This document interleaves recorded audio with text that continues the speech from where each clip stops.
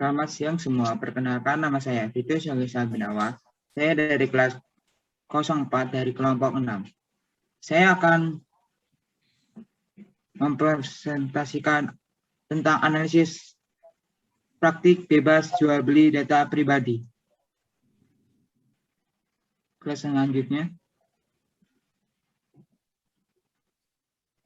Ini adalah daftar kelompok kami. Pertama ada Aska Alia Arfa, yang kedua Muhammad Surya Denis, yang ketiga Dean Eka Saputra, yang keempat Riani Salisa Fatihah, yang kelima Vito Salisa Abinawa sebagai moderator, yang keenam Muhammad Sultana, yang ketujuh Hafiz Wayuh Al-Farji. Selanjutnya slide-nya. Situation Analysis atau Case Fact Data. Ini saya akan membacakan tentang Situation Analysis atau Case Fact Data. Ditentukan praktik jual beli data pribadi nasabah di kalangan tenaga pemasaran kartu kredit dengan harga bervariasi. Data yang dijual secara bebas itu tak hanya berupa nama, alamat, dan nomor telepon atau nama ibu kandung, tetapi juga informasi gaji hingga kemampuan finalis nasabah. Yang kedua, data dijual mulai 300 hingga 50.000 per data. Harga penjualan tergantung informasi di dalam data tersebut. Bila data memuat informasi nama, nomor telepon, alamat, hingga nama orang tua, tanpa dilengkapi kemampuan finalis dijual 300 per data, dan data dilengkapi informasi kemampuan finansial pemiliknya, dihargai 20.000 hingga 50.000 per data.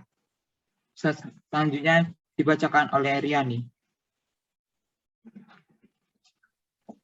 Baik, terima kasih kepada moderator yang sudah memberikan kesempatan saya untuk menjelaskan hasil dari analisis kasus ini. Situation analysis sama Kak Vitus, melanjutkan dari Kak Vitus, yaitu koordinator pemasaran kartu kredit salah satu bank di Jakarta Pusat mengungkapkan praktik jual beli data nasabah sudah lumrah. Para tenaga pemasaran kartu kredit mendapatkan data itu dari karyawan bank. Kadang JS dan anak buahnya juga memberikan komisi kepada karyawan bank sebesar 50.000 untuk setiap data yang disetujui pengajuan kartu kreditnya oleh bank.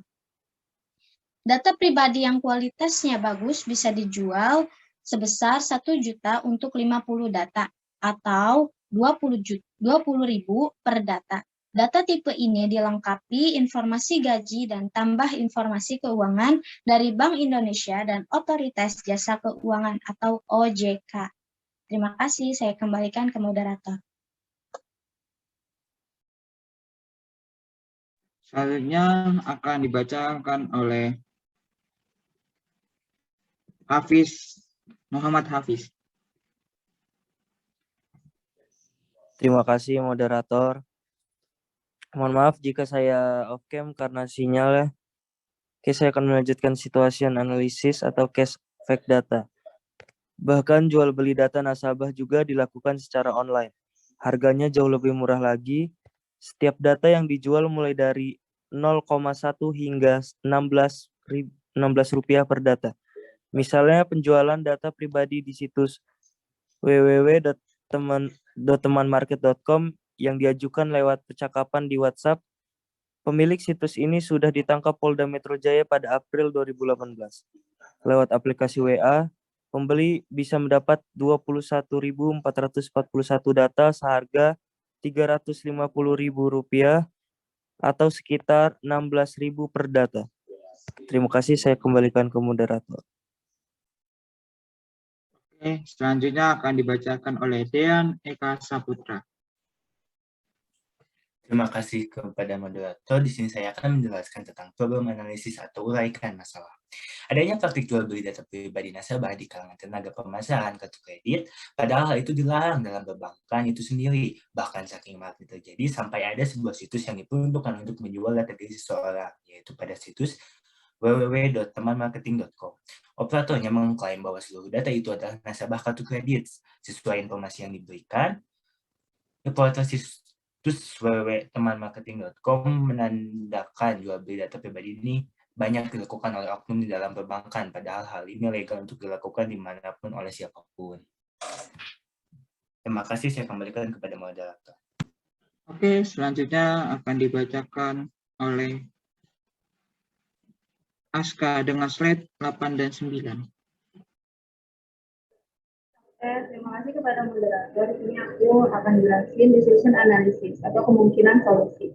Harus adanya kampanye yang menyuarakan tentang praktik jual beli data pribadi nasabah agar dapat membuat para nasabah yang merasa data pribadinya tersebar agar memiliki keinisiatifan dan keberanian untuk menempuh upaya hukum pidana agar pelaku merasa jerah.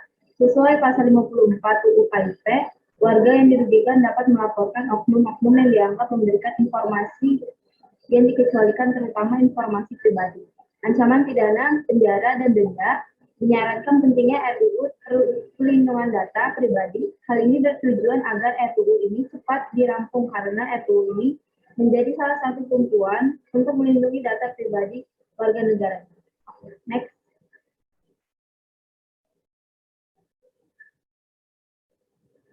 Membuat satuan khusus untuk menangkap dan meneliti lebih dalam kasus jual data pribadi ini. Sanksi harus semakin dipertegas dan aparat penegak hukum harus menindak dengan keras pada pelaku yang dengan sengaja membocorkan data pribadi yang seharusnya dikuasai dan dijaga oleh lembaga tertentu. Sesuai dengan pasal 17 huruf A UU nomor 14 tahun 2008 menetapkan data pribadi seperti NIN, password, nama ibu, penghasilan sebagai informasi yang dikecualikan. Dan karena itu bersifat rahasia. Tidak bisa sembarangan orang dapat mengakses data pribadi. Jika ada orang yang menyalahgunakan, maka sudah seharusnya pelaku diproses seberat-beratnya, agar bisa dijadikan contoh pada orang lain untuk tidak menyebarluaskan data pribadi orang lain. Membiarkan para oknum menyebarkan data ini karena tidak terlalu berpengaruh terhadap pemerintahan dan dapat menambah penghasilan per orang atau perusahaan. Oke, terima kasih. Saya kembalikan kepada Oke, selanjutnya akan dibacakan oleh Surya Denis, Muhammad Surya Denis. Terima kasih kepada moderator. Saya akan menjelaskan rencana problem analisis. Solusi yang kita ambil diantaranya harus adanya kampanye yang menyuarakan tentang praktik jual beli data pribadi nasabah agar dapat membuat para nasabah yang merasakan data pribadinya tersebar agar memiliki keinisiatifan dan keberanian untuk menempuh upaya hukum pidana agar pelaku merasa jerah sesuai pasal 54 UU KIP. Warga yang dirugikan dapat melaporkan oknum-oknum yang dianggap memberikan informasi yang dikucilkan, terutama informasi pribadi. Ancaman pidananya penjara dan denda. Menyuarakan pentingnya RUU Perlindungan Data Pribadi. Hal itu bertujuan agar RUU ini cepat dirampungkan karena RUU ini menjadi salah satu tumpuan untuk melindungi data pribadi warga negara. Terima kasih, saya kembalikan ke moderator. Oke, selanjutnya akan dibacakan oleh Muhammad Sultana. Terima kasih. Kali ini saya akan membacakan potential problem analysis. Membuat satuan khusus untuk menangkap dan meneliti lebih dalam kasus jual data pribadi ini. Sanksi harus semakin dipertegas dan aparat penegak hukum harus menindak dengan keras kepada pelaku yang dengan sengaja membocorkan data pribadi yang seharusnya dikuasai dan dijaga oleh lembaga tertentu, sesuai dengan pasal 17 huruf A Undang-Undang Nomor 14 Tahun 2008, menetapkan data pribadi seperti PIN, password, nama ibu, dan penghasilan sebagai informasi yang dikecualikan, dan karena itu bersifat rahasia.